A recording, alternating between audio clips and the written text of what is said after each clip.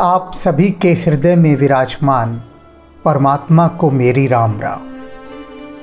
आज भगवान राम काकभूषणी जी से कुछ कहेंगे और जो वो बात कहेंगे उसे समझने के लिए हमें पहले इस सूत्र के पीछे लौटना होगा, बहुत ज़रूरी है। पीछे का सूत्र क्या है कि जहाँ भगवान शिव और पार्वती का संवाद हो रहा है। लेकिन सीधे सीधे संवाद पर नहीं जाऊंगा मैं, पहले एक छोटी सी घटना सुनाता हूँ। एक चौधरी साहब पहुँच गए कार के शोरूम में। पैसा बहुत था उनके पास, लेकिन साधारण रहते थे। बस साइकिल पर चले या भैंसा बुग्गी पर बैठ गए या फिर ट्रैक्टर में चले गए। तो कुछ मित्रों ने चढ़ा दिया कि चौधरी साहब लग्जरी कार लो, आलीशान गाड़ी। अब उन्होंने कभी सोचा भी ना था कि आलीशान गाड़ी लेंगे।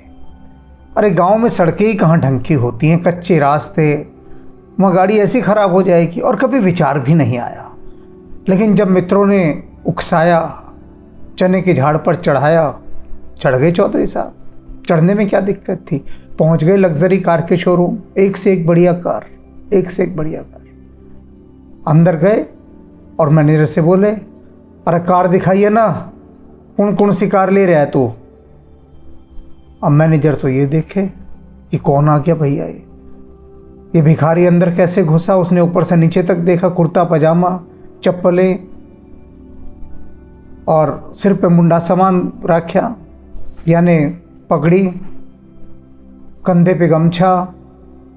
बोले भाई ये तो कोई भिखारी टाइप है, इस शोरूम में घुसा कैसे। पहले तो गार्ड को डांटा जो शोरूम के गेट पे था कि तुम आदमी देख के अंदर नहीं घुसाते हो क्या, हैं किसी भी मांगने वाले को अंदर घुसने देते हो। और उससे पूछा भाई हाँ क्या दिक्कत है तुझे। वो बोला दिक्कत तो तने होगी, मैंने तो गाड़ी खरीदनी है, बता तने की दिक्कत है। वो बोला पता भी है गाड़ी कितने की है। वो बोला सब बेरा मन है, तो गाड़ी की कीमत बता। अब वो सेल्समैन भी और इकट्ठे हो गए, शोर मच गया वहाँ। मैनेजर ने कहा इनको बाहर करो यहाँ से। सुबह सुबह जो है ना सारा मूड ख़राब कर दिया। वो बाहर गए चौधरी साहब, बाहर खड़ा था भैंसा गाड़ी उनकी, झोटा बुग्गी, उसमें कई बोरे पड़े थे। 2-3 बोरे उठा के लाए, फेंक के मारे शोरूम के अंदर, खोल दिए और नोटों की गड्डियों का ढेर। 1000 के नोट की गड्डी, 1000 के नोट चलते थे। और बोला देख तेरे सारे खानदान ने इतने पैसे ना देखे होंगे, ना तेरे शोरूम के मालिक ने देखे होंगे। और देख कैश है सारा का सारा, सारा कैश है और सारा वाइट है। ये बता तू। मैनेजर तो पैरों में गिर गया, माफिया मांगने लगा। सब कुछ बदल गया 1 मिनट में, कैरेक्टर सब कुछ। लेकिन थोड़ी देर पहले वही मैनेजर, उसके सारे सेल्समैन उन चौधरी साहब को भिखारी समझकर बाहर निकालना चाह रहे थे, और अब पैरों में गिर गिर कर माफिया मांग रहे हैं। क्यों माफिया मांग रहे हैं? क्योंकि चौधरी साहब ने अपना विराट रूप दिखा दिया कि देख अभी तो मैंने 2 बोरी नोट ही खोले हैं सामने, अभी तो पूरी बुग्गी भरी पड़ी है, उसमें 4 कट्टे और हैं, चारों में भी नोट भरे हुए हैं 1000 के। तेरा पूरा शोरूम ही खरीद डालूंगा। अब ये कहानी मैंने क्यों सुनाई, ये किस्सा मैंने क्यों सुनाया, उसके पीछे एक खास वजह है कि लोग मूल्यांकन करते हैं सामने वाले के वस्त्र देखकर, उसका रूप देखकर, उसकी भाषा देखकर। लेकिन वास्तव में तो इन चीज़ों से मूल्यांकन हो नहीं सकता। ये एक भ्रम भी हो सकता है, रूप बाहर का, सब कुछ भ्रम हो सकता है कि उसको देखकर यदि आप किसी चीज़ का मूल्यांकन करेंगे। और अब जो प्रसंग है आज, जिसमें भगवान राम काकभूषणी को कुछ गहरी रहस्यमय बातें बता रहे हैं, उसे समझने से पहले हमें इसके पहले वाले सूत्र पर लौटना होगा, इसके आरंभिक सिरे पर, कि ये काकभूषणी वाली बात यहाँ उठी कैसे। अब उठी है शिव पार्वती के संवाद से। जैसे ये कार शोरूम का मैनेजर उन चौधरी साहब को भिखारी समझ रहा था, कंगला समझ रहा था, मान ही नहीं रहा था कि ये इतना गंदा सा दिखने वाला आदमी, ये गरीब सा दिखने वाला आदमी, ये भला इतनी महंगी कार को कैसे खरीद सकता है। ठीक इसी प्रकार से पार्वती भगवान शिव से कहती हैं कि आप काकभूषणी जी के पास गए, राम की कथा सुनने कौवे के पास गए, और ये पक्षीराज गरुड़, इनको भी सिर्फ वो कौवा ही मिला। ये कौवा इनको ज्ञान दे रहा है। इस कोए के पास इतना ज्ञान कहाँ से आया? अरे जाति तो देखो, कोए की जाति है, सबसे निकृष्ट पक्षी माना जाता है, और उस निकृष्ट जाति के पास आप कह रहे हैं इतना ज्ञान है, राम कथा का मर्म वह जानता है। मुझे तो भरोसा नहीं आता, ऐसा हो ही नहीं सकता। जो राम कथा का इतना मर्म जानता हो, क्या भला उसको कौवे का वेश मिलेगा? कौवे की योनि मिलेगी उसे? है, ये तो संभव ही नहीं है। अब ये भ्रम पार्वती को हुआ। अब शिव उसका उत्तर दे रहे हैं, कहते हैं कि देख, मैं बताता हूं ये सारी घटना कैसे है। तो उन्होंने, आप सारी पीछे सुनते ही आ रहे हैं, कि बताया कि मैंने गरुड़ को वहां इसलिए भेजा काकभूषणी के पास, क्योंकि वही वास्तव में अधिकारी है राम कथा के मर्म को कहने का। तो पार्वती कहती है, वही तो मैं पूछ रही हूं कि जिस मर्म के अधिकारी आप स्वयं को नहीं मान रहे, मैं तो ये मानती हूं राम कथा कहने का, राम कथा के रहस्यों को बताने का सबसे सुपात्र, सबसे अच्छा अधिकारी कोई है तो मेरे प्राणनाथ आप हैं। हे महादेव आप हैं। महादेव से अधिक भला कौन जान सकता है? और आप कह रहे हैं कौवा आपसे अधिक जानता है। उसके पास आपने दौड़ा दिया पक्षीराज गरुड़ को। तो ये बात मेरी समझ में नहीं आती। अब जो बात पार्वती के समझ में नहीं आती उसको समझा रहे हैं अब शिव, कि क्यों उस काकभूषणी के पास ऐसा क्या है उसके पास कि माया उसके पास फटकती नहीं है। शिव भी डरते हैं, क्योंकि माया ताक में बैठी है, बिल्कुल जैसे बिल्ली बैठी हो नहीं है, झपट्टा मारने के लिए तैयार एकदम, कि कब मौका मिले और झपट्टा मार ले। तो माया भी ऐसे बिल्कुल सांप सूंघ कर साधे बैठी होती है कि कब मौका मिले तो जरा भगवान शिव पर भी हमला करो, ब्रह्मा पर हमला करो, और न जाने कितने हैं किस किस पर हमला करो, लेकिन काकभूषणी की ओर नजर उठाकर नहीं देखती। वो ऐसी क्या खास बात है? जब शिव और ब्रह्मा जी जैसे को माया नहीं छोड़ती, तो साधारण आदमी की बिसात क्या है? लेकिन आदमी इतना भ्रमित रहता है, इतना अधिक भ्रमित, उसे पता ही नहीं चलता कि माया ने उसे घेरा हुआ है। कैसे पता लगे? माया जब उसे इस प्रकार से कीलित कर देती है तो कीलित व्यक्ति कुछ सोच थोड़ी ना पाता है। कीलित को यदि वैज्ञानिक भाषा में समझाऊं कि आपका रिमोट किसी और के हाथ में चला जाए, तो जिसके हाथ में आपका रिमोट होगा वह जैसा चलाएगा आप वैसे चलेंगे। आपको तो पता ही नहीं अपना, आप तो रहे ही नहीं ना, रिमोट तो किसी और के हाथ में चला गया। तो जो जीवात्माएं हैं, शरीर धारण किए जो यहाँ भटक रही हैं, उन सब का रिमोट माया के हाथ में है। काकभूषणी का रिमोट नहीं है माया के हाथ में, काकभूषणी का रिमोट खुद उनके हाथ में है। ये अंतर भगवान शिव ने समझाया, और आज उस मूल बिंदु पर आ रहे हैं जहाँ से काकभूषणी के पास माया को जानने की अनुमति भगवान ने निषिद्ध कर दी। कह दिया माया को तू वहाँ नहीं जाएगी। और जब भगवान ने कह दिया, मायापति ने कह दिया, तो माया क्यों जाएगी?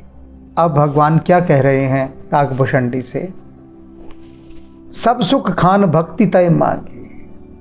कहते हैं भैया काकभूषणी, सच में तू एक चतुर कौवा है, बहुत चतुर कौवा। थ्रस्टी क्रो की कहानी सुनी है ना, प्यासे कौवे की, किस तरह से कंकड़ डाल डाल के पानी पी लिया ऊपर लाके। तू बड़ा चतुर होता है, बुद्धिमान। कह रहे हैं कि सच में तू बड़ा बुद्धिमान है। तूने ये अबाड़ कबाड़ नहीं मांगा, ये धन दौलत ये सब क्या है, कबाड़ है, ये सब नष्ट हो जाएगा। तूने तो असली चीज मांगी, सब सुख खान, जो सब सुखों की खान है, क्या है, मेरी भक्ति, तूने वह मांग ली। नहीं जग को तो ही सम बड़ भागी। इस संसार में काकभूषणी तेरे जैसा बड़भागी कोई है ही नहीं। किसी के ऐसे बड़े भाग्य नहीं, ऐसा सौभाग्य नहीं कि जो मेरी भक्ति को प्राप्त कर सके, लेकिन तूने वह सौभाग्य प्राप्त कर लिया। जो मुनि कोटि जतन नहीं लयहि, जे तप जोग अनल तल दहि। कहते न जाने कितने योगी हैं अनंत जन्मों से जो अपने शरीर को तपा रहे हैं, योग की अग्नि में जला रहे हैं, सता रहे हैं अपने शरीर को। लोग क्या समझते हैं कि यदि हम अपने शरीर को सताएंगे, कष्ट देंगे तो भगवान प्रसन्न हो जाएंगे। बड़ी उल्टी धारा वे बहाते हैं। जे जब जोग अनल तन दए हैं, योग और तपस्याओं की आग में जो अपने शरीर को जलाते हैं, लोग अपने शरीर के दुश्मन बने हुए हैं। अनेक योगी, हठ योगी ऐसी ऐसी साधनाएं करेंगे। महीना होगा जून जुलाई का, तप रही होगी जमीन, नंगे बदन धूप में खड़े हो जाएंगे। ठंड का मौसम होगा, बर्फीले पानी में खड़े हो जाएंगे। निरंतर अपने शरीर को सताते हैं, तंग करते हैं, सदा देते हैं। एक ऐसा मत है जो ये मानता है कि जितना हम अपने शरीर को सताएंगे, जितना अधिक सताएंगे, उतना अधिक हमें जल्दी भगवान की प्राप्ति होगी। जबकि यह नहीं जानते कि यह शरीर तो भगवान की दी हुई एक धरोहर है। किसी की धरोहर को आप इस तरह से बर्बाद करें तो धरोहर जिसने सौंपी है, क्या वह खुश होगा? सोचिए। आप किसी को अपनी एक पुस्तक दे दीजिए और वो जगह जगह उसमें सब्जियां गिरा कर ले आए, चाय के निशान लगा कर ले आए। आप किसी को गई नई गाड़ी दे दीजिए और वो तोड़ फोड़ कर ले आए, गंदी करके ले आए, कीचड़ में सान कर ले आए, तो आप क्या खुश हो जाएंगे? तो वही राम जी ने इतना सुंदर शरीर दिया, स्वस्थ शरीर दिया सभी को, और हम क्या कर रहे हैं? उस शरीर को सता रहे हैं, बहुत सता रहे हैं। तो राम जी कह रहे हैं कि अनेक लोग सताते हैं अपने शरीरों को, ये सोचकर कि शायद शरीर को सताने से वे मेरी भक्ति को प्राप्त कर सकें, लेकिन ना, कभी नहीं प्राप्त हो सकती उनको जो अपने शरीर को सताते हैं। जो मुनि कोटि जतन नहीं लए, और मुनि लोग करोड़ों जतन करते हैं मेरी जिस पर भक्ति को प्राप्त करने के लिए, करोड़ों जतन करते हैं, उनको भी मेरी वो भक्ति प्राप्त नहीं हो सकती जो बिना जतन किए कागभूषणी तुझे प्राप्त हो गई। तुझे कुछ नहीं करना पड़ा, सहज रूप से प्राप्त हो गई। रीझहूं देख तोरी चतुराई, मैं तो तेरी चतुराई देखकर, बुद्धिमता देखकर बहुत प्रसन्न हो गया, तुझ पर रीझ गया। रीझना कहते हैं फिदा हो जाना। राम जी कह रहे हैं कागभूषणी, मैं तुझ पे फिदा हो गया, रीझ गया तेरी इस बुद्धिमानी को देखकर। और भगवान भक्त पर जब रीझते हैं ना, उसकी चतुराई पर, क्योंकि चतुराई कैसी होती है, कोई धोखेबाज वाली चतुराई नहीं होती, उसमें कलुष नहीं होता, निष्पाप होती है चतुराई। जैसे सावित्री ने चतुराई की, यमराज को घेर लिया, घेर के यमराज से ऐसा वरदान मांग लिया कि यमराज को उसके पति सत्यवान के प्राण लौटाने ही पड़े। फंस गए यमराज। तो भक्त कभी कभी भगवान को ऐसे घेर लेता है, ऐसे घेर लेता है। कहते हैं ना कि भगवान को माया नहीं पकड़ सकती, लेकिन भक्त की चतुराई भगवान को भी भ्रमित कर देती है। प्रेम के वशीभूत भगवान स्वयं भ्रमित हो जाते हैं। उनको भला कौन भ्रमित कर सकता है जानबूझकर? जैसे कि एक बच्चा है, वो खेलता है पिता से, पिता को पटकन नहीं देता है, पिता को घोड़ा बना देता है, पिता पे सवारी करता है और कहता है चल मेरे घोड़े चल, और पिता चलता है। और कुश्ती लड़ता है पिता से, पिता हार जाता है। बच्चा कितना प्रसन्न होता है कि मैंने पिताजी को देखो पछाड़ दिया, मेरे पिताजी जगत पहलवान, और हमने एक ही पटकन्नी में उनको चित्त कर दिया। बच्चा प्रसन्न होता है। ऐसे ही राम जी करते हैं। भक्त पर जब रीझना होता है तो खुद भक्त से पराजित होते चलते हैं, हर पग पर पराजित होते हैं, स्वयं भक्त को जिताते हैं, भक्त की जय करते हैं, भक्त की मनोकामना पूर्ण करते हैं। और यहां पर भी उन्होंने वही किया। रीझहूं देख तोर चतुराई, मागे हूं भक्ति मोहि अति भाई। कहते हैं काकभूषणी मुझे तेरी बात बेहद पसंद आई, बहुत भाई बहुत अच्छी लगी। क्या अच्छी लगी? कि तूने सब कुछ छोड़ दिया जिसके लिए लोग तड़फड़ाते हैं कि हाय ये रिद्धियाँ मिल जाएं, सिद्धियाँ मिल जाएं। मेरे पास बहुत सारे व्हाट्सएप आते हैं, लोग कहते हैं कि हनुमान जी को कहकर आप हमें रिद्धि सिद्धि दिलवा दीजिए। सुनना लोग क्या कहते हैं, हनुमान जी को कह के हमें रिद्धि सिद्धि दिलवा दीजिए, जब रिद्धि सिद्धि मिल जाएगी हम आपको बेशुमार दौलत देंगे, खूब पैसा देंगे। अभी तो नहीं है हमारे पास, अभी तो गरीब हैं हम, खाने को भी पैसे नहीं, बैंक में 25-30 रुपये होंगे, लेकिन आपका मिलना हनुमान जी से होता है। तो हनुमान जी से कह के हमें रिद्धि सिद्धि दिलवा दीजिए, फिर देखिए हम आपको कितना पैसा देंगे। वे प्यारे प्यारे भक्त ये नहीं जानते कि हम उनको रिद्धि सिद्धि दिलवाए खुद ही ना ले लेंगे, हैं? खुद ही ना ले लेंगे। इतना भी नहीं सोचते, इतना भी नहीं सोचते। और यहां पर क्या कह रहे हैं राम जी कि मैंने स्वयं देनी चाहिए तेरे को रिद्धि सिद्धि, संसार के सारे सुख, सब ऐश्वर्य, लेकिन तूने किसी और देखा तक नहीं, कुछ नहीं लिया, और तूने सिर्फ मेरी भक्ति मांगी। तो जो इतना कुछ छोड़ने पर राजी है, इतना कुछ छोड़ने पर, उसे ही प्रभु प्राप्त होते हैं, किसी अन्य को नहीं होते, उसी को प्राप्त होते हैं। वह ही अधिकारी होता है भगवान का। एक अन्य उपन्यास है भगवान कृष्ण पर, हमारा मुझे कृष्ण चाहिए। उसमें अर्जुन की आंख से देखे गए भगवान कृष्ण है, मुझे कृष्ण चाहिए। और उस उपन्यास में ये दिखाया गया है कि अर्जुन ने कहा कि जो मुझे भगवान चाहिए, उसने जब भगवान को मांगा तो सारे संसार ने उस समय उसे जो गालियां दी, जो गालियां दी, मतलब कल्पना नहीं कर सकते आप कि अर्जुन को कैसी कैसी गालियां दी गई। पता ही नहीं ना किसी को वो बात है, तो लोग बड़े प्रसन्न होते हैं, आहा क्या बात है, क्या बात है। अर्जुन ने देखो सारी नारायणी सेना छोड़ दी, सारी नारायणी सेना, भगवान को मांग लिया, भगवान को मांग लिया। इसे भक्त कहते हैं जो धन दौलत को छोड़कर भगवान को मांग ले। देखो कितना अच्छा अर्जुन भक्त है, भगवान को मांग लिया। यह कोई नहीं बताता कि भगवान को मांग तो लिया, वो भगवान उसके गले की फांस बन गया। जो गालियां दी सबने, जो गालियां दी, सारे रिश्तेदारों ने, मित्रों ने, बंधु बांधवों ने नहीं दी, तो सिर्फ अर्जुन को गालियां नहीं दी, तो सिर्फ युधिष्ठिर और द्रौपदी ने। सबने कोसा, सबने कहा इसकी अकल पे तो पत्थर पड़ गए हैं, भट्ट बुद्धि है, एकदम भट्ट बुद्धि। और जो कौरव थे उन्होंने तो कहा भैया वनवास में रहते रहते अर्जुन पगला गया है, पगला गया है।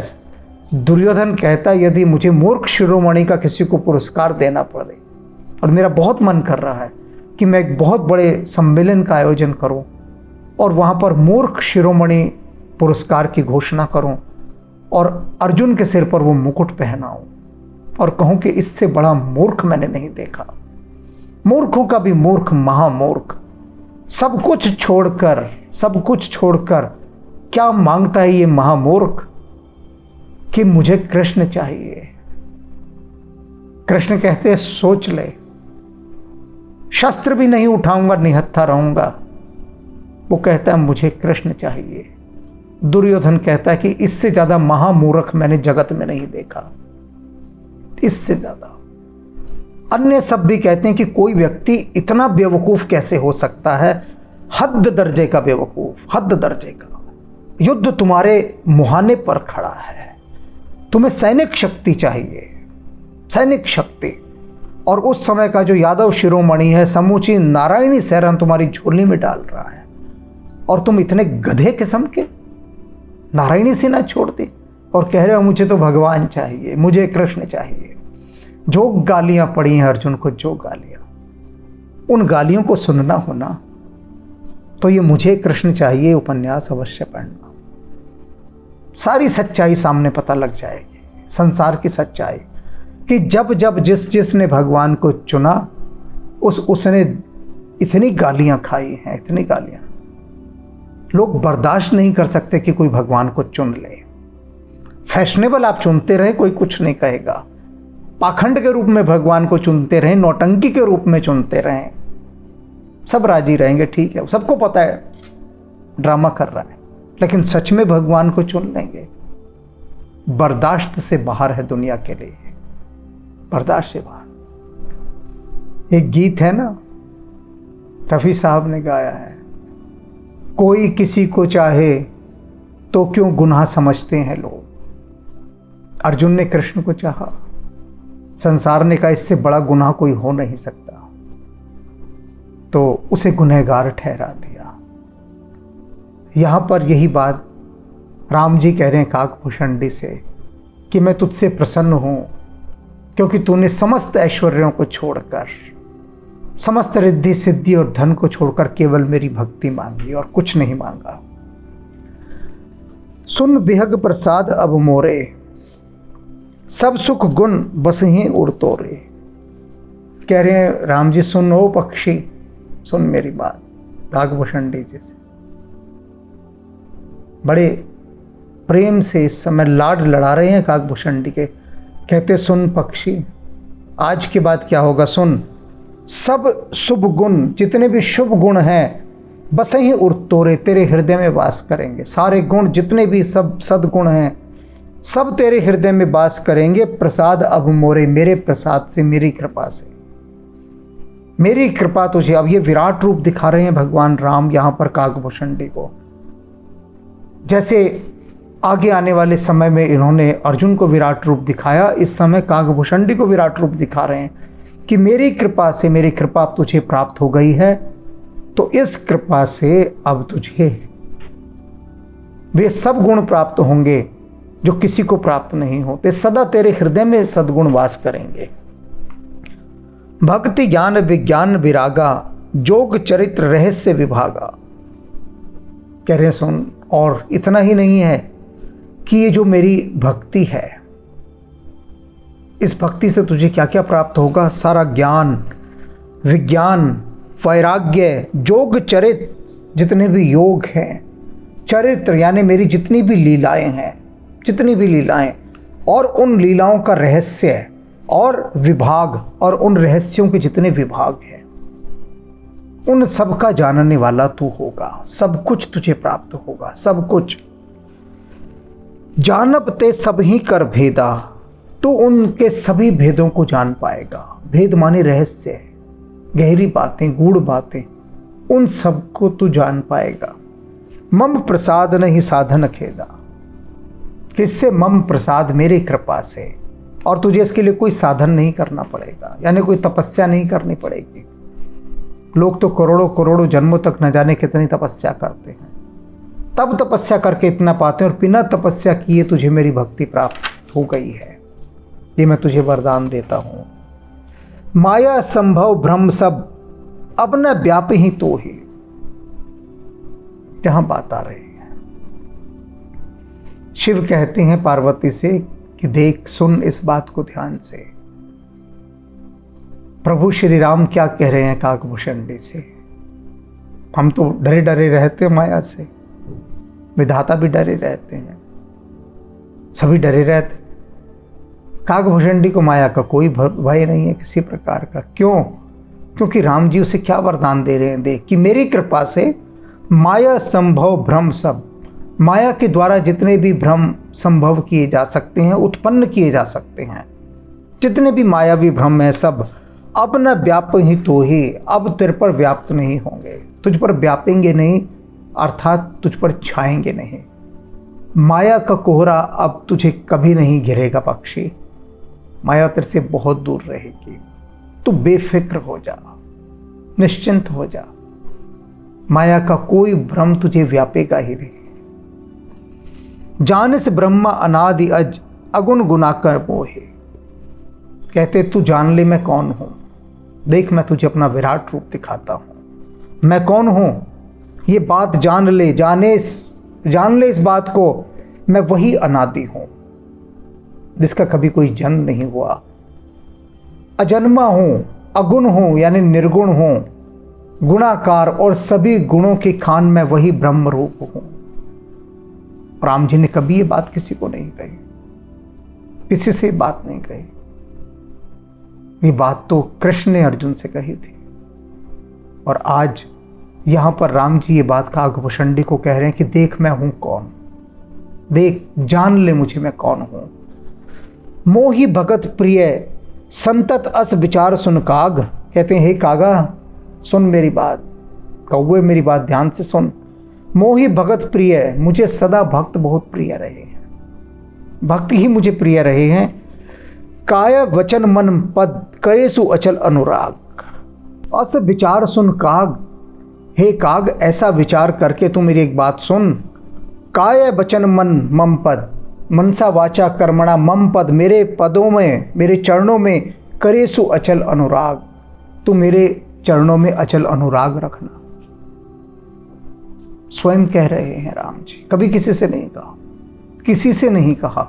काकभूषणी को कह रहे हैं कि देख मेरा विराट रूप, मैं वही पर ब्रह्म हूं, वही गुणों की खान, निर्गुण अजन्मा अनादि मैं वही हूं। भ्रम हो गया था ना काकभूषणी को कि क्या ये वही हैं, तो राम जी स्वयं घोषणा कर रहे हैं कि देख ले मैं वही हूं। राम जी यहाँ जो बात काकभूषणी जी से कह रहे हैं ना, यहाँ रुकना होगा। और यहाँ यदि हम रुक गए तो एक ऐसे सूत्र के साथ जोड़कर यहाँ पर मैं इस रहस्य को उद्घाटित करूँगा कि जिसने इसकी सुगंध को पा लिया बहुत कुछ पा जाएगा, बहुत कुछ। क्या कह रहे हैं राम जी इस समय काकभूषणी को कि सुन तू मनसा वाचा कर्मणा मेरे इन चरणों में अपना अनुराग रख, मुझे भक्त प्रिय है। और यही बात वे अर्जुन से कहते जब अर्जुन को अपना विराट रूप दिखाते हैं। क्या कहते हैं, पहले ये श्लोक सुन लीजिए, भवानी के द्वारा गाया हुआ ये श्लोक जो भगवान कृष्ण अर्जुन से कह रहे हैं, सुनिए। मन्मना भव मद्भक्तो मद्याजी मां नमस्कुरु, मामैश्वसि सत्यं ते प्रतिजाने प्रियोऽसि मे, प्रतिजाने प्रियोऽसि मे। वे क्या कह रहे हैं कि हे अर्जुन तू मेरा भक्त हो जा, मुझ में मन वाला हो, मेरा पूजन करने वाला हो और मुझे नमस्कार कर। ऐसा करने से तू मुझको ही प्राप्त हो जाएगा, यह मैं तेरे सामने सत्य प्रतिज्ञा करता हूं, क्योंकि तू मेरा अत्यंत प्रिय है। यहां पर भी क्या कह रहे हैं, मोहि भगत प्रिय संतत अस विचार सुन कागा, कि मुझे मेरे भक्त अत्यंत प्रिय हैं, सदा प्रिय हैं, निरंतर प्रिय हैं। और इस बात को सुन कागा और विचार कर। और क्या विचार कर कि मेरे चरणों में तुझे अनुराग रखना है, मनसा वाचा कर्मणा। देखिए, बड़े ध्यान से देखिए, राम जी जब कृष्ण अवतार में आए तब यही बात वे अर्जुन को समझा रहे हैं जो इस समय काकभूषणी को, और दोनों समय राम जी अपना विराट रूप दिखा रहे हैं। तब कृष्ण के रूप में अर्जुन को दिखा रहे हैं और यहाँ पर राम के रूप में काकभूषणी को। ये विराट रूप है प्रभु का, जिसमें वे स्वयं घोषणा करके दिखा रहे हैं। अब इन दोनों तारों को अगर आप जोड़ सकें तो ये तार यदि आपसे भीतर जुड़ जाएं तो फिर किसी अन्य लोक में कोई बात हो सकती है। अभी तार टूटे हुए हैं, ये तार जोड़ने हैं दोनों। और अभी तो राम जी और भी बहुत कुछ कहेंगे, काकभूषणी को समझाएंगे। उस यात्रा पर भी हमें आगे चलना है, सुननी है सारी बातें। ये क्यों बातें इस समय महत्वपूर्ण है, क्योंकि इस समय प्रभु श्री राम स्वयं अपने श्री मुख से बोल रहे हैं। कोई और नहीं बोल रहा, ये प्रभु बोल रहे हैं। और प्रभु की वाणी को सीधा सुनना है, समझना है, पीना है, जीना है।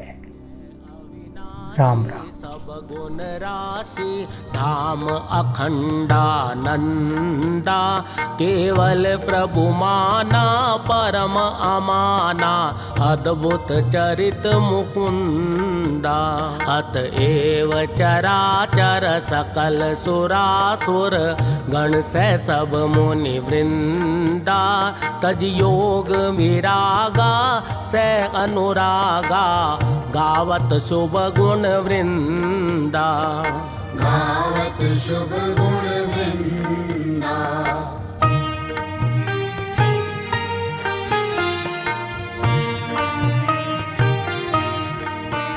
जय उदधि उल्लंघक सिय दुख भंजक अक्षय शय हनुमंता जय लंक विदाहक खल संहारक राम वियोग